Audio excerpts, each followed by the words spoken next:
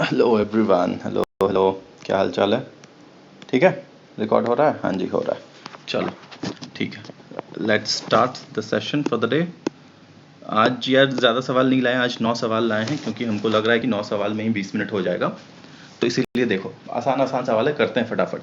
कह रहा है two equal resistors are connected in parallel. दो इक्वल रजिस्टर को हम पैरेलल में कनेक्ट कर रहे हैं और उसकी वैल्यू कह रहा है इक्विवेलेंट रेजिस्टेंस की वैल्यू x है। तो देख लो, दो इक्वल रजिस्टर्स ले लो, इनको पैरेलल में कनेक्ट कर दो R एंड R। इस केस में कह रहा है x वैल्यू है, यानी R इक्विवेलेंट जो है वो x है। R इक्विवेलेंट तो हम जानते ही हैं, फॉर्मूला क्या है, 1/R equivalent is equal to 1/R1 plus 1/R2। तो R इक्विवेलेंट क्या हो जाएगा, R1 R2 by R1 plus R2। इस केस में R1 is equal to R2 is equal to R। ये वैल्यू यहाँ पुट कर दीजिए, R गुणे R बटे R प्लस R, यानी R स्क्वायर बटे 2R, that is coming out to be R by 2, यानी X की वैल्यू जो है that has come out to be R by 2। कह रहा है when the same resistors are connected in series the equivalent resistance is Y। जब same resistance को आप सीरीज में कनेक्ट करोगे, सेम रेजिस्टेंस जो R लिया है उसी को सीरीज में कनेक्ट कर रहे हो, तो इक्विवेलेंट रेजिस्टेंस Y हो रही है। तो इस केस में R इक्विवेलेंट क्या होता है, R1 प्लस R2, और R1 R2 की वैल्यू R है, let this be R and R, that comes out to be 2R। So Y is how much, 2R। Now see the options, कि options क्या कह रहे हैं। ऑप्शंस कह रहा है x is equal to y, नहीं भाई ये ऑप्शन तो गलत हो रहा है। x is greater than y, no dear, x is not greater than y, x is less than y for sure. अब देखो x is equal to y by 4, तो y बाई 4 करो पहले, y बाई 4 क्या होगा, 2r बाई 4, यानी r बटे 2। Is this value equal to x, yes, so this is also equal. So the answer will be e due to more वाला पार्ट, क्योंकि c and d both are correct, therefore the answer will be e। ठीक है, अब मैं इससे ना थोड़ा एक स्टेप आगे बढ़ता हूं, क्योंकि AAO के एग्जाम में ये चीज आपसे पूछी गई थी। इतना लंबा नहीं पूछा था, बट मैं इसको आपके लिए आसान कर देता हूं। V R R, और यहां से पूछा था इस ब्रांच में करंट कितना होगा, और उसको एमीटर से मेजर करते हैं। एमीटर से करंट मेजर करते हैं, और एमीटर किस में कनेक्टेड होता है, सीरीज में या पैरेलल में, सब बता चुके हैं, सीरीज में। वोल्ट मीटर किससे कनेक्टेड होता है, कैसे, कौन से कनेक्शन में, पैरेलल में, या शंट भी बोलते हैं इसको। इससे क्या मेजर करोगे, इससे वोल्टेज मेजर करोगे। इससे क्या मेजर करोगे, इससे करंट मेजर करोगे, है ना। अब देखो, तुमको ये तो पता चल चुका है इसकी इक्विवेलेंट रेजिस्टेंस क्या होगी, R/2, अभी ऊपर में हमने निकाला है। इसको किसके अक्रॉस कनेक्ट कर रहे हो, एक वोल्टेज के अक्रॉस। मेजर क्या करना है, current. V is equal to IR, therefore I is equal to V by R।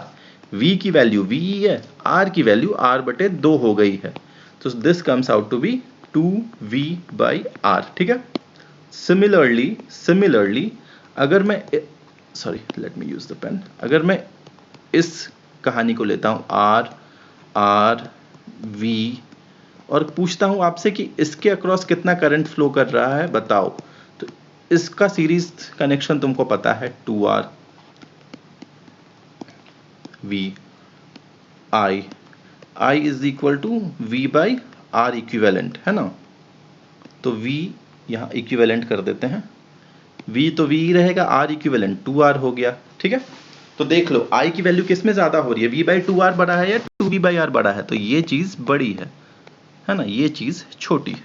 ठीक, इससे ज्यादा अपन को नहीं जानना है। अब देखो क्या कह रहा है, कह रहा है if 4 ohm resistor is connected across 10 volt battery. 4 ohm का एक रजिस्टर लिया है मैंने, ओम को ऐसे रिप्रेजेंट करते हैं, मैं दिखा रहा हूं, और 10 वोल्ट की बैटरी के अक्रॉस कनेक्टेड है। कह रहा है having an internal resistance of 1 ओम, मतलब ये 10 वोल्ट की बैटरी का इंटरनल रेजिस्टेंस 1 ओम है। मतलब ये डब्बा जो है, ये डब्बा है बैटरी का, दिस डब्बा इज ऑफ बैटरी। इसके अंदर क्या है, एक 10 वोल्ट की बैटरी है और उसका एक इंटरनल रेजिस्टेंस है। ठीक है, तो अब अगर मैं इसको ऐसे रिप्रेजेंट करूं तो बताना मैं गुनाह कर रहा हूं क्या, उसी चीज़ को मैंने ऐसे दिखाया, डब्बा खोल दिया मैंने, है ना, 10 वोल्ट 1 ओम।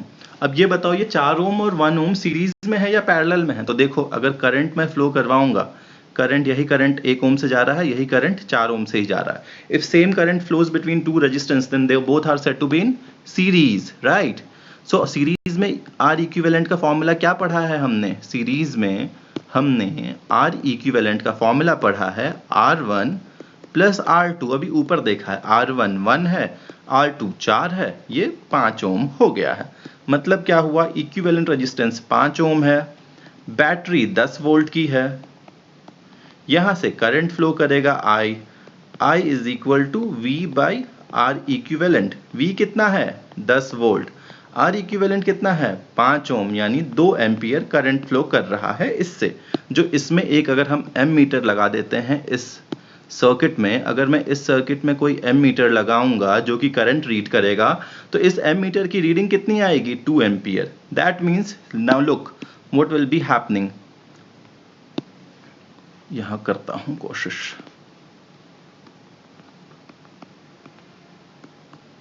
ये एक डब्बा है ना, ये डब्बा है जो कि पोटेंशियल सप्लाई कर रहा है, बैटरी दे रहा है। ये एम मीटर कितना करंट रीड करेगा? 2 ampere.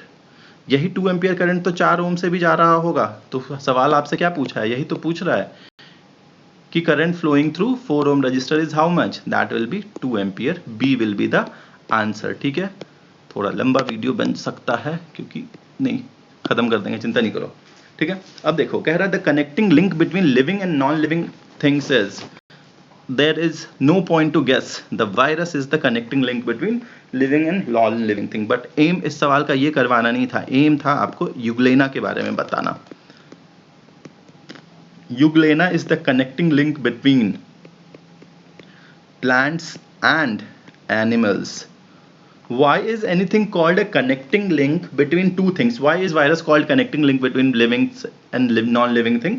Because it possesses some characteristics of living and some of non-living things. Similarly, Euglena possesses some characteristics of plants and some characteristics of animals। Euglena है क्या पहले ये जान लो, ये एक प्रोटोजोआ है। ठीक स्पेलिंग लिखोगे प्रोटोजोआ का। प्लांट का कौन सा कैरेक्टरिस्टिक है सबसे इंपॉर्टेंट? क्लोरोप्लास्ट होता है इसमें, तो ये फोटोसिंथेसिस करेगा यूग्लेना। एनिमल का कौन सा सबसे इंपॉर्टेंट कैरेक्टर? हमको ज़्यादा बायोलॉजी आता नहीं, हम बहुत कम बायोलॉजी जानते हैं, तो हमारे हिसाब से एनिमल का सबसे इंपॉर्टेंट कैरेक्टरिस्टिक्स जो है, सॉरी यार, ओहो नॉट टेलीग्राम यार, एनिमल का जो सबसे इंपॉर्टेंट कैरेक्टरिस्टिक्स है that is it lacks cell wall, है ना। These two characteristics, plant का सबसे important characteristics है photosynthesis, animal का है it lacks cell wall। I hope I have made my point। ये सवाल हम 50 बार करवा चुके हैं, बट फिर भी आखिरी बार करवा रहे हैं। इसके बाद इस सवाल पे हम डिस्कशन नहीं करेंगे। Hardness of water is due to what? Hardness of water is due to presence of calcium 2+ ion and magnesium 2+ ion। So the answer will be calcium 2+, magnesium 2+, answer will be more, E will be the answer। Now यहाँ पे हम रुकते नहीं हैं, यहाँ पे हम आपको परमानेंट हार्डनेस और टेम्पररी हार्डनेस की बात करते हैं। पहले मैं टेम्पररी लिखता हूँ, temporary hardness and permanent hardness. Temporary hardness क्या होगा? Temporary hardness is due to presence of carbonates and bicarbonates, carbonates and bicarbonates of what? Of calcium 2+ and magnesium 2+। Permanent hardness is due to what? Permanent hardness is due to presence of chlorides, sulfates, bisulfates of what? Of calcium 2+ and magnesium 2+। देखो hardness है तो आंख बंद करके calcium 2+ and magnesium 2+ तो होना ही होना है। नाउ द कैरेक्टरिस्टिक, यानी पॉजिटिव आयन तो हमेशा कैल्शियम 2+ मैग्नीशियम 2+ रहेगा। नेगेटिव आयन डिस्टिंग्विश करेगा कि परमानेंट हार्डनेस है या टेम्पररी हार्डनेस है। अगर carbonate and bicarbonate negative ions हैं तो टेम्पररी हार्डनेस होगा, अगर क्लोराइड है, सल्फेट है, बाइसल्फेट है तो परमानेंट हार्डनेस होगा। I hope we are clear on this. ये देखो कह रहा sweetness is a taste, and which taste buds are present which determines sweetness, मतलब कुल मिला के ये आपको टंग के बारे में पूछ रहा है। टंग याद है तुमको? नहीं याद है तो याद करो। या ये जो पार्ट होता है ये स्वीटनेस डिटरमाइन करता है, ये जो होता है ये सॉल्टीनेस डिटरमाइन करता है। टेस्ट बड्स हैं ये सॉल्टी, ये जो है ये सार टेस्ट डिटरमाइन करता है, और ये जो है ये बिटर टेस्ट डिटरमाइन करता है, और यहां पे नो टेस्ट बड्स होते हैं। ठीक है, हमको इतना ही बायोलॉजी में आता है, हम इतना ही पढ़ते हैं। तो देखो स्वीटनेस फ्रंट ऑफ टंग एकदम सही बात है, ए टिक मार के मत आ जाना, आगे भी पढ़ो क्या कह रहा है। साइड्स ऑफ टंग्स नहीं dear, between salty taste buds, yes. So the answer will be more. Why more? क्योंकि इन फ्रंट ऑफ तो है ही है, फ्रंट ऑफ टंग में तो है ही, बट ये जो टेस्ट बड है ये फ्रंट ऑफ टंग के होने के साथ साथ दो सॉल्टी टेस्ट बड्स के बीच में भी प्रेजेंट होता है। I hope I have made sense. अगर नहीं तो कोई दिक्कत नहीं है, समझ जाना। कह रहा था NASA mission to Venus, NASA का वेनस पे मिशन, नासा मिशन टू वीनस। दो मिशन है बाबू, याद रखना है, डा विंची एंड वेराइटस। ये दो मिशन आपको याद रखना ही रखना है, करंट अफेयर्स का है। फ्रंटियर क्या है? फ्रंटियर सबसे मजबूत कंप्यूटर है, सुपर कंप्यूटर है, most powerful super computer, most powerful super computer. कौन से देश का है? यूएसए का है। ठीक है, ये क्या है इसके बारे में हम नहीं बताएंगे, रोहित भाई चिल्ला चिल्ला के बताए हैं। इसका आंसर है ए। लैम्डा क्या है? LAMDA। लैम्डा एक गूगल के द्वारा बनाया गया चैट बॉट है which is AI powered, artificial intelligence powered. ठीक है,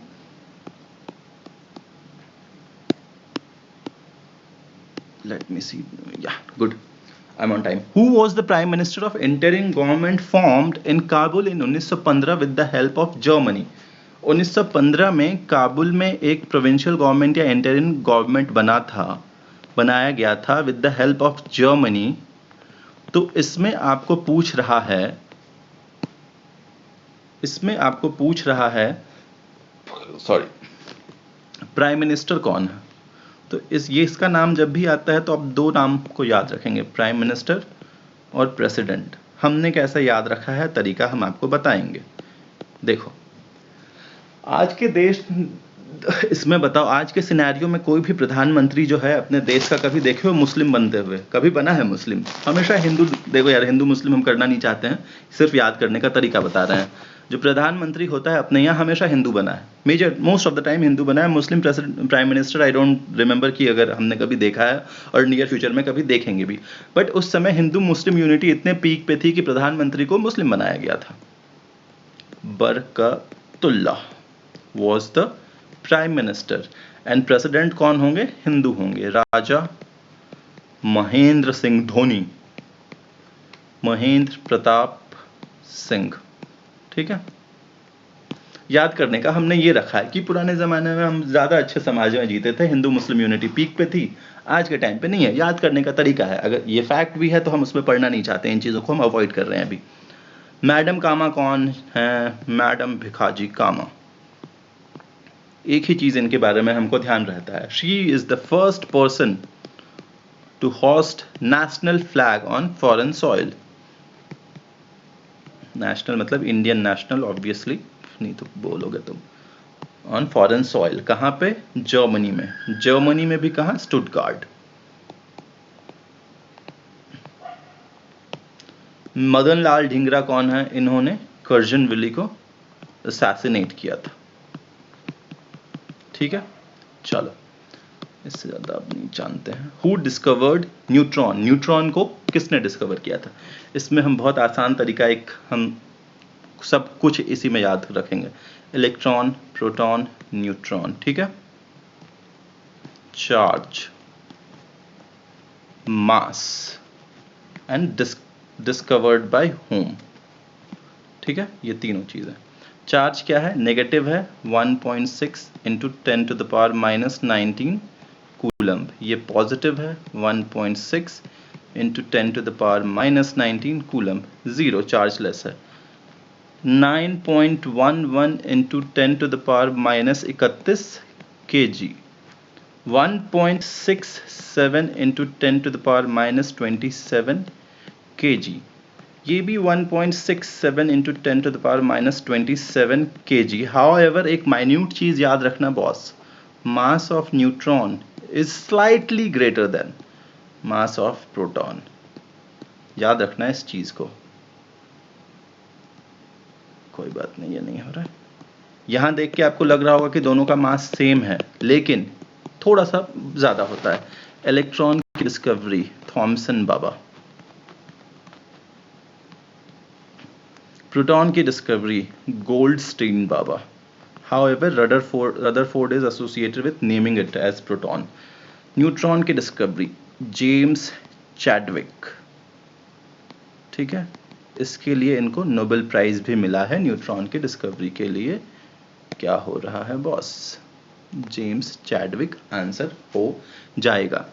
एंडरसन के बारे में बताता हूं। एक ये तीनों फंडामेंटल क्वांटिटीज हैं एटम की। एक चीज होता है पॉजिट्रॉन, पॉजिट्रॉन का डिस्कवरी किया था एंडरसन ने, ठीक है। अब आप मुझे बताओगे कि मास क्या होता है पॉजिट्रॉन का, चार्ज क्या होता है पॉजिट्रॉन पे, कमेंट सेक्शन में कमेंट करना, ठीक है। Last question for the day, and मेरा favourite question of the day भी है।